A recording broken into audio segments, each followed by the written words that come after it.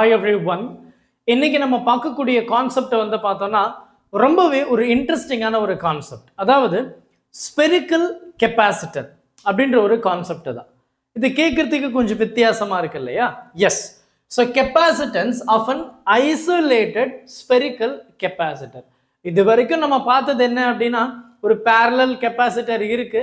அந்த பேரலல் கெப்பாசிட்டர்ல என்னுடைய கெப்பாசிட்டன்ஸ் அப்படின்னு சொல்லும்போது Q/V அப்படின்னு நம்ம படிச்சிருக்கோம். இல்லைன்னா அந்த பேரலல் பிளேட் அப்படின்னு நம்ம சொல்லும்போது it depends upon the dimensions அப்படின்னு சொல்லிட்டு சி அப்படின்றத epsilon naught a upon d அதையும் நம்ம பேசியிருந்தோம் இல்லையா? ஸோ இதெல்லாம் நம்ம வந்து ஆல்ரெடி பார்த்தது தான். சி அப்படின்றது வந்து Q/V அப்படின்னு நமக்கு தெரியும். விச் மீன் எனக்கு அந்த ரெண்டு பிளேட் இருக்கு. அந்த ரெண்டு பிளேட்டுக்கு இடையில சார்ஜஸ் வந்து விச் மீன் இன்க்ரீஸ் ஆகும்போது அந்த சார்ஜஸ்னால அந்த ரெண்டு பிளேட்டுக்கு இடையில பொட்டன்ஷியலும் இன்க்ரீஸ் ஆகும் அப்படின்னு நம்ம பார்த்துருக்கோம்.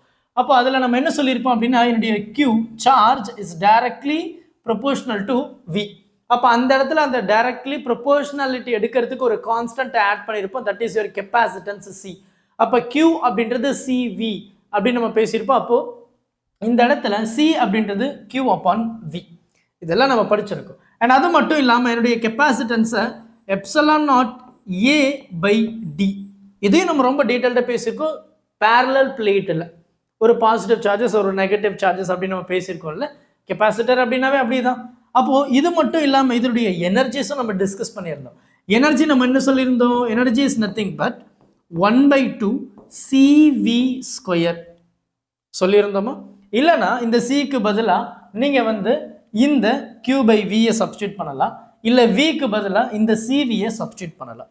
எனக்கு அதுக்கேற்ற மாதிரி என்னுடைய ஃபார்முலாவும் மாறதான் போகுது. அது மட்டும் இல்லாமல் என்னுடைய எனர்ஜி டென்சிட்டி, அதாவது energy per volume area into distance, அந்த இடத்துல நம்ம என்ன பண்ணியிருப்போம்? இந்த C உடைய வேல்யூவை இதுவாகவும் V உடைய வேல்யூவை ED அப்படின்னு சப்ஸ்டியூட் பண்ணியிருப்போம். அந்த இடத்துல என்னுடைய எனர்ஜி டென்சிட்டியை 1/2 எப்சலான் நாட் E² அப்படின்னு நம்ம பேசியிருந்தோம். இது அப்படியே வந்து பார்த்தோன்னா சிமிலர் டு யுவர் இண்டக்டர். இண்டக்டரில் நம்ம என்ன பேசியிருந்தோம்? அதனுடைய எனர்ஜியை 1/2 LI² பேசியிருந்தோம். அப்போ அதனுடைய எனர்ஜி டென்சிட்டியை 1/2, ரைட்? அங்கே என்னது? மேக்னெட்டிக் ஃபீல்டு, இங்கே எலக்ட்ரிக் ஃபீல்டு. ஸோ அப்போ மேக்னெட்டிக் ஃபீல்டு பை μ0. ஸோ இதை நம்ம பேசியிருந்தோம். அங்கே வந்து பெர்மியபிலிட்டி, இங்கே பெர்மிட்டிவிட்டி. இதெல்லாம் நமக்கு இருக்கிற ரொம்ப முக்கியமான விஷயம். இதெல்லாம் ரொம்ப டீட்டெயில்டாக நம்ம பார்த்த ஒரு விஷயம் தான். அப்போ இந்த இடத்துல வந்து பார்த்தோன்னா நம்ம ரொம்ப சிம்பிளாக என்னுடைய ஃபேரட், அதாவது C அப்படின்றத Q/V அப்படின்னு நம்ம பேசியிருக்கோம். அப்போ இதனுடைய டைமென்ஷனல் ஃபார்முலா என்னவா இருக்கும்? நிறைய ஸ்டூடெண்ட்ஸுக்கு இது கன்ஃபியூஷன்ஸாகவே இருக்குது இப்போ வரைக்கும் இல்லையா? அப்போ என்னுடைய C அப்படின்றது Q/V, அதாவது 1 ஃபேரட் அப்படின்றது 1 கூலும் பை 1 வோல்ட். அப்போ இது எப்படி சொல்லலாம்? CV இன்வெர்ஸ் முடிச்சது. அப்போ இதனுடைய டைமென்ஷனல் ஃபார்முலா இது SIயில் நான் சொல்லிட்டேன். அண்ட் அது மட்டும் இல்லாமல் இந்த 1 ஃபேரட் அப்படின்றது ரொம்பவே லார்ஜ் வேல்யூ, வெரி லார்ஜ், ரொம்ப லார்ஜ். அது இப்போ நம்ம இந்த ஸ்பெரிக்கலில் ரொம்ப அழகாக பேச போகிறோம். அப்போ எனக்கு 1 ஃபேரட் இருந்ததுன்னா அப்போ அந்த கெப்பாசிட்டர் எவ்வளோ பெருசாக இருக்க முடியும் அப்படின்றது இந்த ஸ்பெரிக்கல் கெப்பாசிட்டரில் ரொம்ப அழகாக பார்க்க போகிறோம். அதுக்கான ஒரு சின்ன சின்ன ஜிஸ்ட், ஒரு ஐடியா, ஒரு சின்ன ரீகேப்சுலேஷன் தான் நான் பண்ணிகிட்ருக்கேன். அண்ட் அது மட்டும் இல்லாமல் இந்த இடத்துல வந்து பார்த்தோம் அப்படின்னா இந்த SI யூனிட்டை நம்ம சொல்லிட்டோம். அப்போ டைமென்ஷனல் அதே தான். 1 ஃபேரட் அப்படின்றது என்னது? Coulomb's per voltage. Coulomb per voltage. அப்போ C is nothing but coulomb is nothing but charge இல்லையா? சார்ஜ் அப்படின்றது நமக்கு தெரியும் AT. அது என்ன சார்ஜ்? AT. எஸ். கரண்ட் அப்படின்றது என்ன? Q/T. அப்போ Qனா இந்த IT, ஐன்றது என்ன? Current A. அப்போ AT அப்பான் இது என்னது? வோல்டேஜ். வோல்டேஜ் அப்படின்றத நம்ம என்ன சொல்லுவோம்? Work done per unit charge, right? So அப்போ பொட்டன்ஷியல் அப்படின்றது ஒர்க் டன் பர் யூனிட் சார்ஜ்னு சொல்லுவோம். ஒர்க் டன் அப்படின்றது ஃபோர்ஸ் இன்டு டிஸ்டன்ஸ், அதாவது ஜூல் இல்லையா? Force into distance by q. again q already எனக்கு மேலே ஒரு q இருக்கு. அப்போ கீழே இருக்கிற q எனக்கு எப்படி வரும் பாருங்க, work done by q. அப்போ இந்த q என்ன ஆயிடுது, மேலே போகுது. அப்போ அதுவும் 80 தான், ஸ்கொயர் ஆயிடுது. இப்போ இந்த ஒர்க் டன் நம்ம என்ன சொல்லியிருக்கோம், இந்த ஒர்க் டன்னை நான் வந்து ஃபோர்ஸ் இன்ட்டு டிஸ்டன்ஸ்னு சொல்லலாம். கரெக்ட் தானே, ஃபோர்ஸ் இன்ட்டு டிஸ்டன்ஸ்னு சொல்லலாம். அப்போ force into distance, distance which is length L. அப்போ force M into A which is ML T to the power minus 1, ML T to the power minus 1 which is your F force into distance is L. அப்போ இது எல்லாம் மேலே போயிடுச்சுன்னா என்னுடைய C is nothing but எனக்கு என்ன இருக்கு, M inverse, இங்கே L ஸ்கொயர் ஆகுது, மேலே போகும்போது மைனஸ் ஆகுது. இங்கே T minus 1 மேலே போகும்போது ப்ளஸ் 1, அப்போ T 3ன்னு மாறுது. அதுக்கப்புறம் A ஸ்கொயர். இதுதான் கெப்பாசிட்டன்ஸினுடைய டைமென்ஷனல் ஃபார்முலா. ரொம்ப சிம்பிளாக முடிஞ்சது. இப்போ நம்மளுடைய கான்செப்டுக்கு வரும். ஒரு ஸ்பெரிக்கல், ஒன்றும் இல்லை, ஒரு ஸ்பெரிக்கல் கண்டக்டர் இருக்கு. அந்த ஸ்பெரிக்கல் கண்டக்டர் வந்து பார்த்தோன்னா uniformly charged with Q, uniformly charged. அப்போ இந்த இடத்துல வந்து பார்த்தோம் அப்படின்னா இந்த ஆப்ஜெக்டுடைய ரேடியஸை நான் R அப்படின்னு சொல்லிட்டேன், யூனிஃபார்ம்லி சார்ஜ்டு 1. இப்போ இங்கே என்ன பண்ண போகிறேன் அப்படின்னா, எனக்கு ரொம்ப சிம்பிளாக தெரிஞ்சது, இந்த ஆப்ஜெக்டுடைய பொட்டென்ஷியல் தெரியும். பொட்டென்ஷியலை நம்ம என்ன சொல்லுவோம், V is nothing but KQ by R. ஒரே சிங்கிள் ஐசோலேட்டட் ஸ்பெரிக்கல் கண்டக்டர். அப்போ அதோடைய பொட்டென்ஷியல் என்ன, KQ by R தான். இப்போ நம்ம என்ன சொல்ல போகிறோம், இந்த ஸ்பெரிக்கல் கண்டக்டர் தான் அதோடைய கெப்பாசிட்டன்ஸ் எப்படி இருக்க முடியும். அப்போ ஸ்பெரிக்கல் கெப்பாசிட்டர் எப்படி இருக்க முடியும் அப்படின்னு நம்ம பார்க்கும்போது என்னுடைய C is nothing but Q upon V. Just now we found V is nothing but KQ by R. இப்போ இந்த Qவும் இந்த Qவும் கேன்சல் ஆகுது. இந்த இடத்துல பார்த்தீங்க அப்படின்னா நமக்கு C அப்படின்றது இது என்னது 1/4 pi epsilon naught. அப்போ அது மேலே போயிடுச்சுன்னா 4 pi epsilon naught. இந்த R இங்கே போகும்போது இன்வர்ஸ், மேலே போகும்போது நார்மலாக இருக்கும். இதுதான் எனக்கு ஸ்பெரிக்கல் கெப்பாசிட்டருடைய கெப்பாசிட்டன்ஸ். அப்போ ரொம்ப அழகாக சொல்லணும் அப்படின்னா என்னுடைய capacitance directly proportional to radius. நல்லா பார்த்துக்கோங்கப்பா. அப்போ ஒரு ஸ்பெரிக்கல் கண்டக்டர் இருக்கு, அந்த கண்டக்டருடைய சைஸ் இன்க்ரீஸ் ஆக, ஸ்பெரிக்கல் இன்க்ரீஸ் ஆக என்னுடைய கெப்பாசிட்டன்ஸும் இன்க்ரீஸ் ஆகுது, கெப்பாசிட்டன்ஸும் இன்க்ரீஸ் ஆகுது. இப்போ நம்ம ஒரு சின்ன ஒரு எக்ஸாம்பிள் நம்ம பேசணும் அப்படின்னா, இப்போ நம்ம தான் பேசணும்ல 1 farad அப்படின்றது வந்து ஒரு பெரிய லார்ஜ் குவான்டிட்டிங்க அப்படின்னு நம்ம சொன்னோம், வெரி லார்ஜ் வேல்யூ, ரைட். அப்போ இதில் என்ன பண்ணலாம், இமேஜின் உங்களுக்கு 1 farad ஒரு ஸ்பெரிக்கல் கண்டக்டர், அதோடைய கெப்பாசிட்டன்ஸ் வந்து 1 farad. நல்லா கவனி, அந்த ஸ்பெரிக்கல் கண்டக்டர் இருக்கு, அதை கெப்பாசிட்டர். அப்போ அந்த ஸ்பெரிக்கல் கண்டக்டருடைய கெப்பாசிட்டர் வந்து 1 farad இருந்தா what would be the radius அப்படின்னு நம்ம பார்க்குறோம்.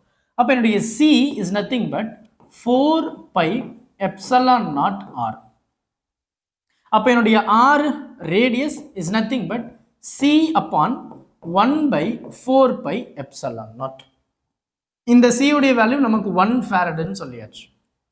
1/4 pi epsilon naught 9 into 10 to the power 9 அப்படின்னு சொல்லியாச்சு. அப்போ பாருங்க, என்னுடைய radius 9 into 10 to the power 9, ரொம்ப அதிகம். யோசிச்சு பாருங்க, 9 1 2 3 4 5 6 7 8 9 இவ்வளவு மீட்டர் இருக்குமா இது அந்த ரேடியஸ். ஒரு ஸ்பெரிக்கல் கண்டக்டர் நம்ம சொன்னோம்ல, அந்த ஸ்பெரிக்கல் கண்டக்டர் இந்த ரேடியஸ் பாருங்க 9 into 10 to the power 9 metre, ரொம்ப ஹியூஜ் இல்லை. அப்போது இதை நம்ம எப்படி கிலோமீட்டரில் கன்வெர்ட் பண்ணோம்னா எங்கேயோ போகுதுங்க, கிலோமீட்டர். அப்போது நம்ம எர்த் ரேடியஸ் நம்ம சொல்லுவோமே, எர்த்தினுடைய ரேடியஸ் வந்து 6400 கிலோமீட்டர்னு சொல்லுவோம். வெறும் 6400 கிலோமீட்டர் தான் ரேடியஸ் ஆஃப் எர்த். அந்த நம்ம பூமி இருக்குல்ல, நம்ம பூமியுடைய ரேடியஸே 6400 கிலோமீட்டர் தான். இது எங்க இருக்கு பாருங்க.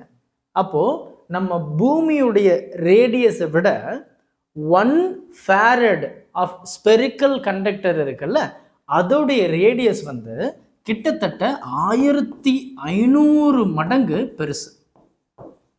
Right, 6500 times greater than radius of Earth. இது வாய்ப்பே இல்லை. அப்பனா இது பண்ணவே முடியாது இல்லையா? அப்போ அதனால தான் நம்ம சொல்றோம் 1 ஃபாரட் அப்படின்றது லார்ஜ் குவான்டிட்டி அப்படின்னு. Right, greater than earth radius. ரொம்ப ஆச்சரியமா இருக்கு இல்லையா? அதனால தான் நம்ம ப்ராப்ளம்ல எல்லாம் பார்த்தீங்கன்னா பிக்கோ ஃபேரட், மைக்ரோ ஃபேரட் அப்படின்னு நம்ம பார்த்துட்டு இருக்கோம். It is very small quantity இல்லையா? 1 ஃபாரட் அப்படின்றது ரொம்ப பெருசு. அப்போ 1 ஃபாரட் அப்படின்னா நம்ம பூமியுடைய ரேடியஸை விட 1500 மடங்கு பெருசாக இருக்கணும். அப்போ அது ஃபுல் டயாமீட்டர் அப்படியே டபுள் மடங்கு. நம்மளால் யோசிச்சு கூட பார்க்க முடியாது இல்லையா? ஸோ அதுதான் வந்து இந்த இடத்துல நம்ம வந்து பேசிகிட்டு இருக்கிற ரொம்பவே ஒரு முக்கியமான ஒரு விஷயம். அப்போது இந்த ஃபார்முலா நம்ம என்ன கண்டுபிடிச்சோம்? என்னுடைய C is nothing but 4π epsilon naught times R இல்லையா? அப்போ இந்த இடத்துல என்னுடைய எப்சிலான் நாட்டை நீங்கள் எப்படி சொல்லலாம்? C upon, right, so C upon, ஏன்னா இந்த எப்சிலான் மட்டும் அப்படியே இருக்கு, 4πr.